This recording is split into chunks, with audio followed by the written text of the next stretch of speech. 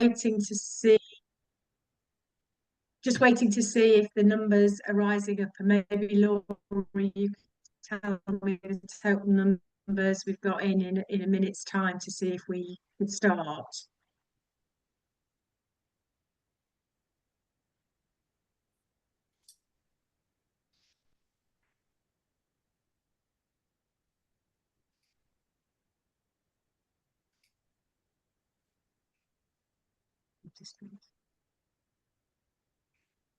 Okay, can everybody hear me? Can somebody put a thumbs up? Yeah, great. Well, good afternoon and welcome to one of the webinars that we're running as part of our Safer Dance programme. And I'd like to welcome you all here to what's going to be a really interesting and informative session about safeguarding and effective communication. And we have our guest speakers, facilitators here today. So I will welcome them in a minute, Keith and Laura. But first of all, just before we start, just a few technical things. Just to let you know that during the workshop there will be interaction, so we'd like you to open the chat function so that you can add your comments in there, please. And if you've got any questions and answers that occur to you as the workshop's being presented, please use the question and answer function to list them there, and we will spend about 10 minutes at the end looking at any questions and answers. Now, if you're like me, I didn't know where the question and answer button was, but it's at the bottom of your screen, further along from the chat function. So just check out, you can see that. Just to let you know, we are recording the session today because we want to upload it onto the Safer Dance website. We know we've had a few apologies today, and we would like other people to be able to access this really important information and session. Should have said, first of all, that my name is Fiona Becker and I'm a member of the Safer Dance Workshop Working Group Committee and have been since its inception.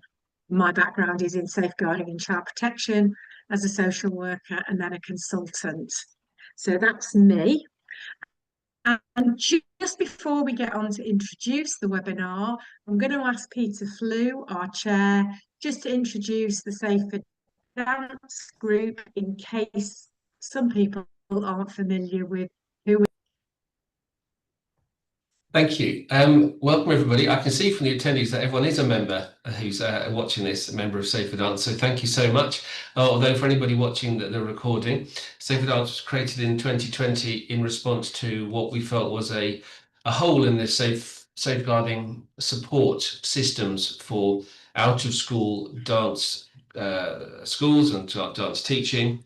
So over the last 4.5-5 years, we've created a group of over 100 supporters and allies who disseminate the work that we do. We respond to comments from the sector and try and find resources or create webinars for people to engage in.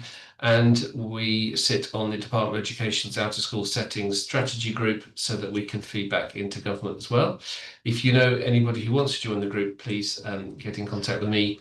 And it's dance@flew, family.com.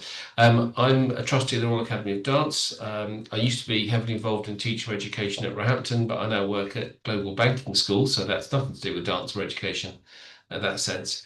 But I'm still happy to chair it in our spare time. I won't be able to stay for the whole thing because I have a meeting very soon, but I just wanted to say hello, and we'll watch the introduction. And thank you so much to Laura and Keith for being here with us today. Thank you. Back to Fiona. You might have frozen. Many thanks, Peter. I don't think I have. Look as if I'm active. Might just be my Botox. Anyway, let's go on to introduce Laura and Keith, who we're delighted to have today.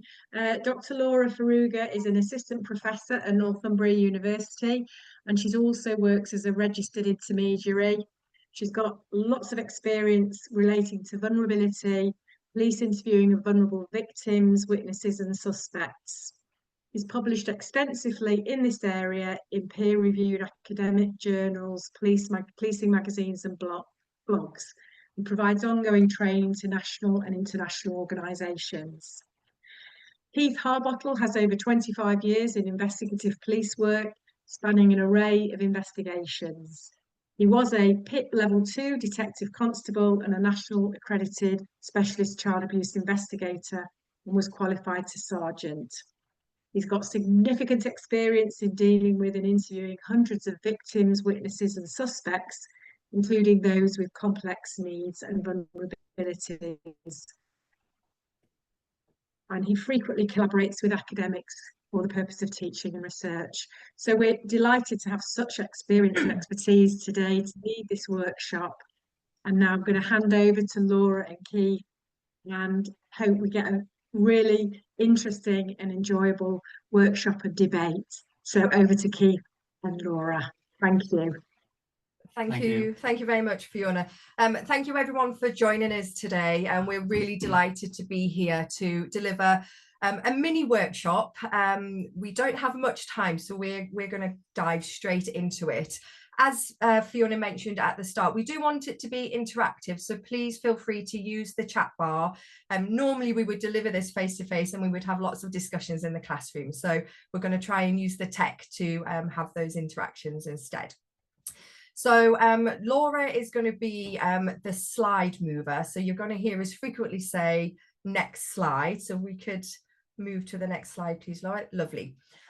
So we are going to focus very simply on safeguarding and effective communication, and that's because we believe to have effective safeguarding you have to have effective communication. You need to know how to elicit what can be very important information. So we're going to start by looking at what we mean by safeguarding, which is something that a lot of you are probably familiar with. And then we're going to look at what we mean by effective communication. And we're going to draw on some of the psychology behind how we should best ask questions to elicit the most information that we can. We're going to go through some scenarios and hopefully get your perceptions and your thoughts and feelings around what you believe safeguarding is and how you would perhaps respond in those particular scenarios. And then we're going to finish with some final conclusions and open up the question and answer session. So we're hoping to get through this by about 1:20, and then that should give us plenty of time for any questions and answers at the end. Next slide, please, Laura. Hi, everybody. So when we talk about safeguarding, what we generally have is a lot of our own perceptions as to what a safeguarding concern is and why we would be carrying out some safeguarding duties. What I want to run through now is what the basics of safeguarding might mean to you all within the dance community, and especially the individuals who have joined us today who may be regularly interacting with children. So the NSPCC and the Child Protection in Sport tell us that protecting children and young people from abuse, preventing harm and promoting their well-being, that is their definition of what safeguarding is. What that actually means is we all, and especially individuals who have regular interaction with children, have a duty of care to children and young people. Safeguarding is quite likely the most important aspect of that duty of care. Now, a duty of care can have various sort of legal meanings, and there is some of it, especially within the dance community and sporting associations, where some of those requirements are defined by law, i.e. those people who are in a position of trust. What we like to say from our point of view is, and I'm sure it would be from everybody's point of view, that contact with children and young people equates to responsibility for safeguarding. There isn't a well, a maybe, it is an absolute must. And what we would like everybody to recognize is during this webinar, whenever we mention a child, we talk about somebody who has not yet attained the age of 18. Next slide, please, Laura. So what does safeguarding mean? Safeguarding generally means taking necessary action. We are not expected to be experts at recognizing any form of child abuse. What we are expected to do is recognize some signs and something of a concern. Now, that can all be a personal perception, I can say, due to my experience within the policing world, that my threshold of what is a safeguarding concern may be higher than some other individuals. It may be a lot lower on some occasions. So it is a personal thing, unless you've been given a direct disclosure, which is evidently a case of abuse. What we all have is a responsibility to act if you have that concern. We don't all have a responsibility to begin an investigation and come to some sort of resolution, but we all have a responsibility to act if there is a concern raised. Now, recognizing the signs, challenging poor practice, to do that, we all need the ability to respond and communicate effectively. So next slide, please. So what I want to talk about now is when it goes wrong. And when I talk about when it goes wrong, this comes from when we don't deal effectively with what has been disclosed or what we are aware of, the impact that that can have. So if we can go to the next slide, please, Laura. So this is just generic. This is where it comes from a media point of view. So you can see I've got BBC News and The Guardian here. So the top sort of sentence that you see there is the US Tennis Association were ordered to pay a former junior tennis player $9 million because they hadn't acted in the appropriate way. That's as, you know, only 3 years ago. Hockey Canada didn't suspend a referee who was accused of rape. Hockey Canada were then sued, and it obviously had that impact of the press. British Gymnastics, I'm sure a lot of you may be aware of the White Review, which revealed abusive culture as young as sort of young people starved, body shamed, punished. That was really sort of impactful on the White Review. Now, I can say from a personal point of view, I work for British Gymnastics following the White Review as a safeguarding investigator. What I would say is that the impact of the White Review is still very much felt now within British Gymnastics. You'll see the next caption below, a rapist trampoline coach called Louis Murray jailed after heroic farmer caught him abusing a boy in his car. That's a case that I actually worked on up in the northeast of England. And what I can tell you around that time was that gymnastics in the northeast, their reputation became really bad purely just because of that snippet sort of headline within the Chronicle. We've got swimming, toxic culture of fear in swimming, systemic. So you can see by reading these headlines the damage that it can potentially do to any organisation. If we can go to the next slide, please.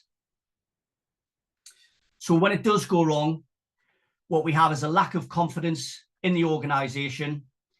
It can give huge financial impacts on the organisation, you know, compensation claims, reduced members.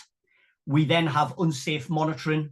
So if we don't deal with it effectively right from the outset, those perpetrators of abuse are still going to be within the organisation or within the community. Bad press, again, like we've mentioned on the previous slide. But worst of all, we still get children and young adults being abused.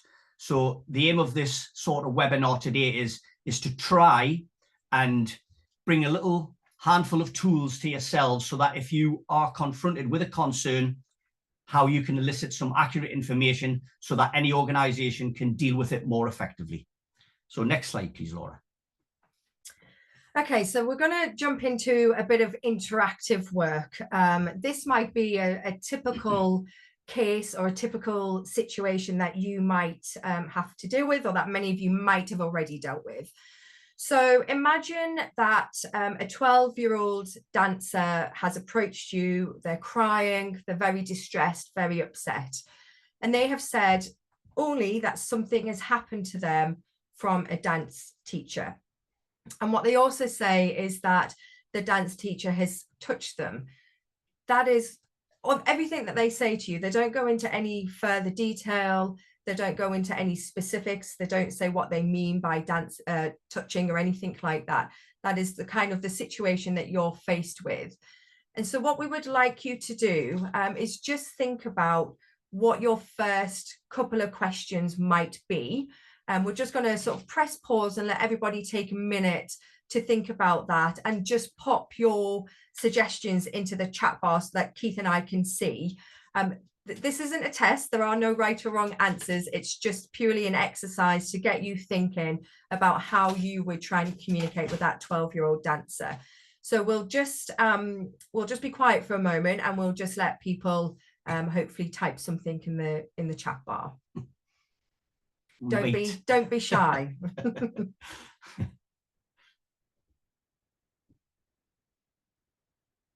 Nothing yet. Yep. Yeah. Okay. Oh, brilliant. Okay, here they brilliant. come. Brilliant. Okay, Thank you. so we'll whiz through a couple of these just as we wait for any others to come in. So we've got Fiona saying, thank you for telling me this. Can you tell me more about what has happened? Yeah, really good question. You're obviously trying to elicit more information. Rumi, are you okay or are you hurt? Yes, I can imagine that would be sort of a first priority, really. And other people have said the same as well. So check how the dancer is. Do they feel safe? Do we want to go somewhere private? Mike, tell me in your own words what happened, please. That's a really, really good question. What would you like to share with me? How are you now? So yeah, we can see that a lot of you are trying to elicit more information and check, you know, first and foremost, if that child is hurt or if they are still in danger. You can just see Gillian's one there at the bottom. Open the conversation with the child and explain what is appropriate and what is not. If they understand the context of what is right and wrong, they can define what they have experienced. Yeah, so some really, really good suggestions. What I'm going to do now is just go through, from a psychological perspective, really, what we mean by effective communication. And a lot of the psychological research is based on police interviewing, but ultimately it's trying to elicit information from someone that has made a disclosure to you. So if we can go to the next slide, Laura. Lovely. So whenever I start going through some of the elements of effective communication, I always start by putting this quote up because I just think it's really, really important, and it's something for us all to really think about. To ask a question is to apply one of the most powerful tools in communication. So what you ask that 12-year-old child will be really impactful on what happens next. If you ask a poor question, you could potentially lead that child into providing you with inaccurate or incomplete information. If you ask a very good question, you might, or you hopefully will elicit a lot of really, really good information that you can then take to the sort of the appropriate body if you need to. So we'll flick to the next slide, please, Laura. Okay, so when we talk about effective communication, we know that the aim is to try and elicit accurate and reliable information. And I think we can say that all of your suggestions there in the chat bar are examples of that. You're all trying to find out further information. You're all trying to find out what has happened. But to be able to do that, you have to be able to ask appropriate questions prior to your decision making that you will then go on and do. So when a child said someone has touched me or a teacher has touched me, that word touch can mean all manner of different things. It can be a very innocent touch on the shoulder to something much more serious. So we have to be able to elicit this accurate and reliable information, which would then inform what you need to do with that information. Research tells us that children and young people are more prone to suggestibility, compliance, and acquiescence. And what that means is that if you suggest something to them, they are more likely to agree with you and go along with that information. So if you suggested that that touch was somewhere down below, for example, there is a high risk that that child would agree with you, even if that was not the case. What we know is that questioning style must match the cognitive abilities of the child and the young person. Their brains haven't fully developed yet. They don't have the level of cognition or understanding that we do as adults. So when we're asking children or young people questions, we must be aware of that. And I think I've alluded to this already. If we ask the wrong questions or in the wrong manner, then you can elicit inaccurate information. And that has all kinds of implications and consequences for any future investigation. So if we can go to the next slide, please, Laura. So this is a table that is taken from the literature. there is quite often a lot of debate as to what is a good question or a bad question in the literature. So this is what most commonly occurs. So you can see on the left-hand side there, we've got appropriate and inappropriate questions, and then we have a number of different question types. We have open questions, which are tell, explain, and describe. So I think, Mike, your example of tell me in your own words what happened is a gold standard question, if you like, in terms of how you would approach that. You also have probing questions. So these are what we would typically call your 5 WHs, the what, where, who, when, and why. And I know that a number of you, so for example, Nikki, you popped in there, what would you like to share with me? So again, a very appropriate question. We also have something called encourages and acknowledgements. So these are questions or utterances really that encourage the person to keep talking. And the reason that they're important is because it shows that you are actively listening and you are developing that rapport with that young child. And then we move to the inappropriate questions. So we have closed questions that typically elicit a yes or no. So, you know, did they touch you? Yes or no. Forced choice. So did they touch you on your shoulder or somewhere else, or your leg? So you're kind of really limiting the types of responses that that child can give you back. You have a leading question. So I think I mentioned this earlier. If you suggest where that child has been touched and they haven't mentioned that to you, that is typically a leading question. And we know that children and young people are very suggestible to these types of questions. You also have opinion and statement. So that's where you're not really offering anything. You're just kind of, you know, making a statement or making an opinion. You're not asking any questions. And then you have multiple questions. So, you know, you kind of almost bombard the child with a number of questions. Where did they touch you? When did it happen? Who was it? And that is very difficult cognitively for adults, never mind children, to be able to process and respond to. Mm-hmm. And then finally, we have the echo questions. So it's where you're merely repeating what the young person or the child has said to you. These can sometimes be quite effective, especially with vulnerable people, because they are almost like building rapport and you're almost encouraging them to keep talking. But there's also some research that suggests these are not very good questions. So with this in mind, if we can flick through to the next slide for me. Yeah, okay. So if you want us to flick back to the previous table, we can. But with this in mind and that same scenario, what would be your first 5 questions now, or your first few questions? Would any of them change? Would you think about the way that you phrase them, the types of words that you were using? So we're just going to, again, pause for a moment and just keep an eye in the chat to see if anybody has rethought any of their questions. And if you want us to flick back to the previous table so you've got an idea of how you might formulate them, then we can as well.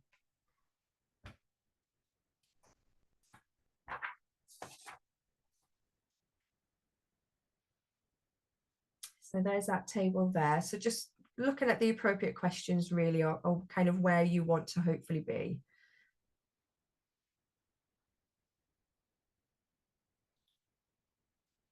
Yeah. Okay, so we've got a couple just starting to trickle in. Okay, from Laura. I think the open question from you is good, Laura, you know, checking on the welfare. Mm-hmm. Yeah, what do you mean by touching? Yeah, brilliant from Fiona. Would remain checking how the child is now. Yeah, absolutely. Mm-hmm. And Liam, I guess that is an absolute priority and something that is, you know, very, very important. But it's thinking about how you would check, you know, how you would phrase that question in terms of checking the welfare of that child. We'll just give it another 30 seconds. Another 30 seconds or so if anybody else wants to chat.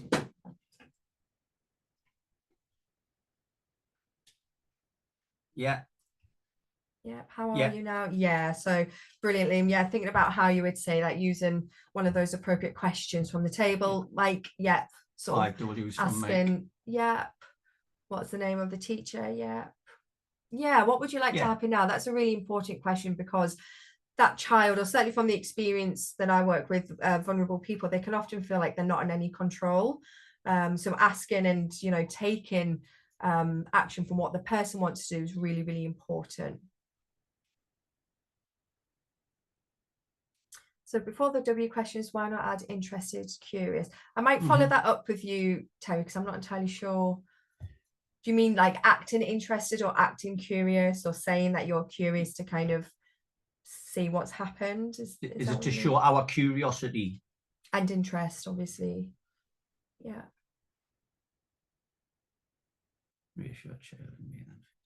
Yeah. Yes. I'm interested, I'm curious. Yeah. Where did I touch you? Brilliant. Just to pick up on something that you've said there, Terry, there's a sort of a well-known sort of phrase in the investigation world of professionally curious. We may not all work in the professional environment, but to be professionally curious is the way that we would get to what, you know, any concerns, have that mindset of what has actually happened. Yeah. Yep. And then the last couple there, anything to make you feel safe. And also, yeah, being completely honest and saying, you know, we perhaps need to let someone else know, another person, another member of staff, so that they understand what's going to happen. Yeah, Terry, obviously drawn on your experience as a psychotherapist. So yeah, really, really good. Right, we're very conscious of time. So what we're going to do now is, if we flick forward a couple of slides, I think, Laura, and Keith's going to start running through some scenarios with people. So keep that chat bar open on the side. Okay, so what I'm going to do now is just push out a handful of scenarios, really conscious that we don't have a lot of time, and we'll just give everybody, you know, 30 seconds or so to just consider the information that you've been provided, and whether you think this is a safeguarding concern. Now, what we need here is real honesty within yourself. There isn't a right or wrong, and just question yourself, read the information. I'll read it to you. Ask yourself, do you think that's a safeguarding concern? So next slide, please, Laura. So Mina is 16 years old and Thomas is 18 years old. He regularly teaches at the dance school. They have been in the same dance school for several years and are good friends. Thomas is now coaching and sends several Snapchat messages to Mina and other girls in the dance school.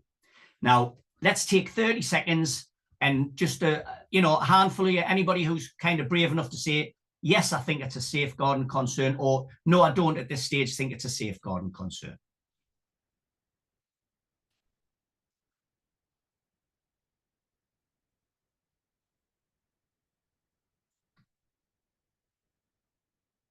Romy, yes. Not at the moment. Great, Terry. Yes, from Haley Arthur. Not enough information yet. Yeah. It's really interesting to see the mixture. This is great. Opinions. This is great. I love comments like this. Not enough information yet, and this is where we're coming from. How do we elicit that information? Yeah. Yeah. Fantastic. Okay. Can we go to the next slide, please, Laura? So, another situation. Thomas regularly gives Mina a lift to and from dancing. Mina's parents are happy with that arrangement. Now, does anybody think it's a safeguarding concern? I think, Laura, you might have been answering the last slide where you, no, Kate doesn't think that's a safeguarding concern. Thanks, Kate. Gillian, no, thank you. Could be, and depends on policy. Yeah.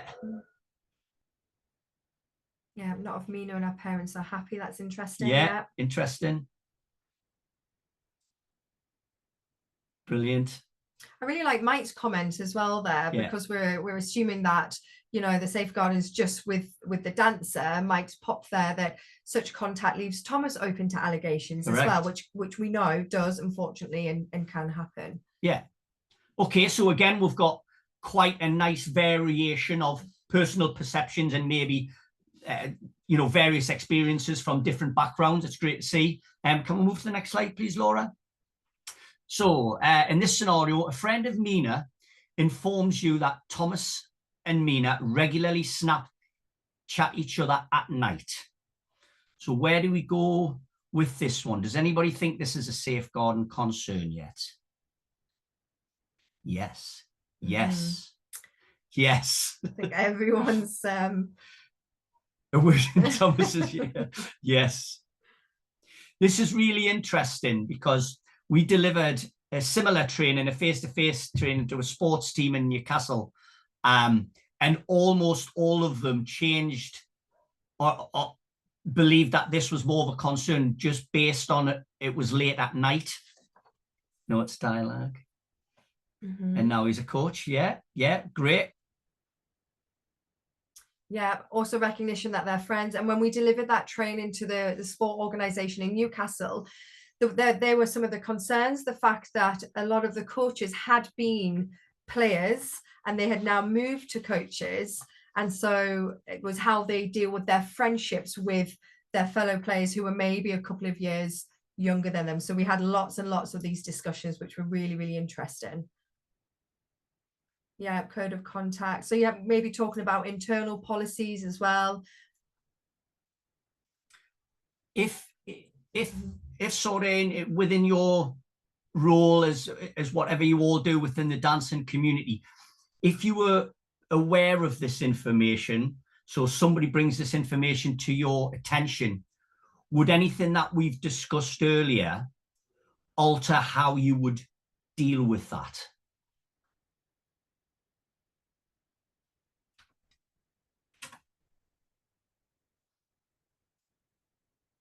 That's the yeah. Nikki, I think your typing might have stopped there.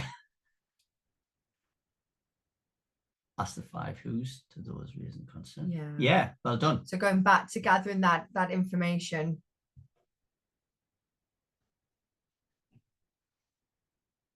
Okay, so if we can move to scenario 4, please. The next slide, please, Laura.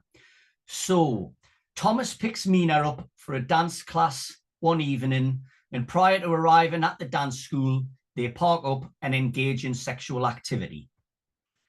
Now, I'll be surprised if anybody doesn't think this is a safeguarding concern, but let's wait for 5 minutes and let's look for some dialogue between us with this. What's everybody thinking about this now? So Kate said definitely. Definitely from Kate. Yeah. Should have put them up. When you started messaging her. From Mike. Brilliant. Yeah. Laura, yes. Fiona, yes. Yeah, position of trust as well, absolutely. Yeah, absolutely. Yeah, an earlier intervention might have stopped this. Yeah, but we could see, couldn't we, some of the discussions as to, well, we don't have enough information yet, so we're just not quite sure.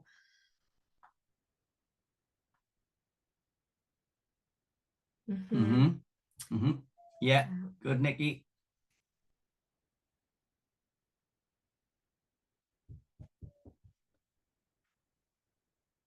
Yeah. What about if we put this in, so we all know that Mina's 16, so she's entitled and she's allowed to have consensual sex. Does that make anybody think any differently?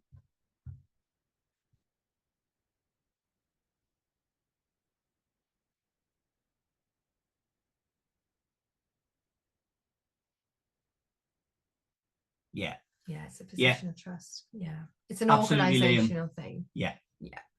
Absolutely. Yeah. And I'm sure maybe some of you have experienced this. I can definitely say that in my experience, and I know from Laura's experience that there is a problem sometimes amongst large organizations where young children become 16 years old, and those that are in a position of trust have sometimes an honestly held belief that they can now form a sexual relationship with them because they've reached the age of 16. But you're dead right, it's a position of trust thing and it's a criminal offence. I have an ongoing case at the moment where the vulnerable girl that I'm working with is 19, and she has disclosed she lives in supported accommodation because of her difficulties. So she has learning difficulties and mental health difficulties. And one of her support workers is in his early 20s, and they've started a relationship. And she's disclosed this to her other support workers. And so it's now a police investigation.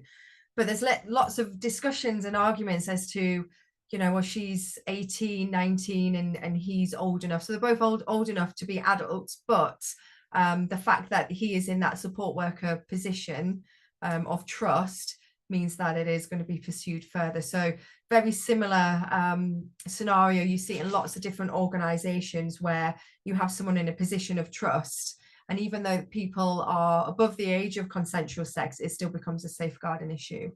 I like that, Mike, at the bottom. Potentially have grooming. The chances are there has been some grooming in those situations. Right, we're really conscious. We're sort of on target to maybe be finishing off about sort of 20 past if you want any sort of questions. So we're just going to move to the final scenario now, and this is food for thought out of all of the scenarios that we've kind of presented you with so far.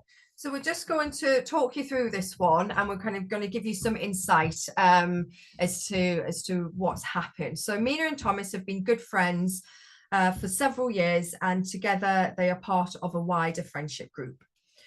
Thomas teaches Mina and some others in the group at the dance school, and they all regularly engage in Snapchat messages, talking about dance and TV and other things that you would typically expect this type of friendship group teenagers to engage in.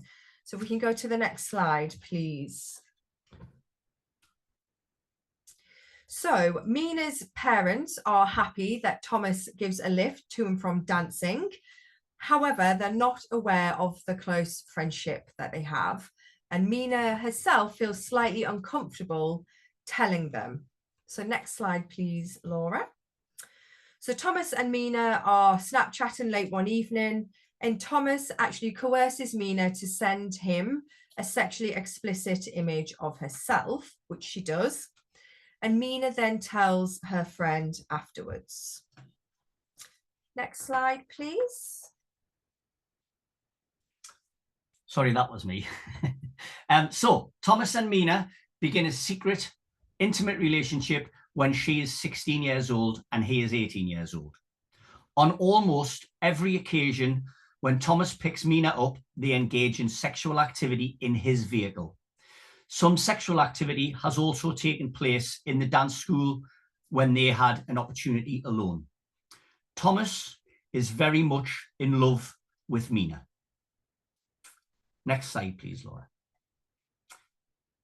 So the outcome, after everything that we've been through, Thomas is 18 years old. Mina is 16 years old. She is still a child in the eyes of the law. If you remember how we started, anybody who hasn't attained the age of 18. He is an adult in a position of trust as her dance teacher. Sexual activity has taken place between an adult male in a position of trust with a female child, in addition to the sharing of indecent images of a child. These are absolute criminal offences. And what we've tried to do in that is build the scenario through to the end, to this outcome. And what we'd like to explore now very briefly is, what do we think about the earlier parts of the information and how we might deal with them going forward? So if you've got any comments as to that, pop them in the chat box on the side. Liam, just while everybody's sort of speaking, just to pick up on what you've said there, would there still be a position of trust if it was a year earlier for Thomas? Not if he was 17 at the time. If he had resigned. But the position of trust can occur anytime, because it can be sort of retrospectively. So if somebody's investigated 10 years down the line, they're no longer in a position of trust, the offence is still complete at that time, but providing Thomas was 18 years old. I hope I've explained that right. Liam, do you mean that if Thomas had resigned before the contact with Mina? Right. Thank you, Mike. Thanks, Mike. Yes, you mean that. Right. Okay. Yeah. So if Thomas had resigned a year earlier, he wasn't her dance teacher, but then they started a relationship, would that still be a position of trust No, issue? no, it wouldn't. You have to be in a position of trust while the relationship is going on. Yeah. Professionally curious. Yeah, back to Brilliant. that. Thank you. Thanks, Gaynor. Thank you for coming. That's fine to Thank dash you. off. Yeah, so they understand the boundaries. Absolutely. Right, we'll just finish up. We've just got a couple more slides and then we'll open up to question and answer, because I know that a couple of you have to dash off. So just final conclusions and feedback, really. I know it's been a very quick whirlwind tour of safeguarding and communication. What we've tried to show by doing those little snippets of the scenarios, that actually small pieces of information can mean nothing, but collectively they then become a safeguarding issue or even a criminal case, which is what we've kind of shown you with the final outcome. From our experience, quite often when a child is disclosing something for the first time, they might only be giving you the tip of the iceberg, and they might just be telling you that tiny snippet of information, when in fact there might be much more going on, which is, you know, what we've seen with this scenario. So that means that everyone has to be responsible for safeguarding, and it means that everyone has to have the confidence to be able to have those conversations and elicit that information. And part of being confident is being able to effectively communicate. So we know that it's crucial. We know that it's crucial to ask the right questions. And if you feel confident to ask those right questions, then you're going to be gathering more accurate information, which means that when that disclosure might just be the tip of the iceberg, you are actually eliciting much more of what may or may not be going on. And that obviously is very important to pass on to any relevant authorities. So if we just go to the next slide, I think we're going to leave it there and open it up to questions and answers. There's loads of stuff coming in on the chat box. So Can I just quickly we'll answer Gillian's jump question? those. Gillian, just answer your question very quickly. No, there's no criminal offence if the perpetrator is under 18 regarding the position of trust. The position of trust legislation is for any person who's attained the age of 18. Brilliant. So I know that we said at the start that we're going to stop the recording now, and any questions and answers, or the question and answer session, we'll do in the actual question and